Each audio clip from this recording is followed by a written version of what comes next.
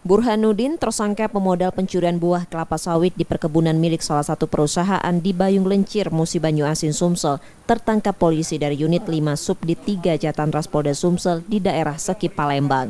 Tertangkapnya tersangka setelah polisi melakukan pengembangan pemeriksaan dari 22 tersangka yang ditangkap di kebun sawit. Pencurian buah kelapa sawit ini sudah berlangsung sejak Agustus lalu dengan kerugian mencapai 1 miliar rupiah. Menurut polisi, tersangka disebut sebagai pemodal karena yang memberi perintah pada 22 tersangka untuk melakukan pencurian dan pemberi upah. Pencurian dari buah sawit, yang mana awalnya kita sudah mengamankan sebanyak 22 pelaku maling sawit yang tertangkap tangan pada hari sebelumnya. Dan saat ini yang rekan-rekan ada di saat ini adalah koordinatornya atau korlapnya. Namun dia ini juga mendapat fee dari para pelaku itu.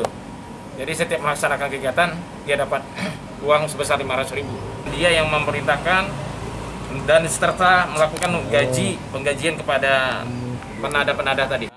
Tersangka kini masih diperiksa di Polda Sumsel serta terancam hukuman 7 tahun penjara. Reski Oktora, Muklas Diferensial, Kompas TV, Palembang, Sumatera Selatan.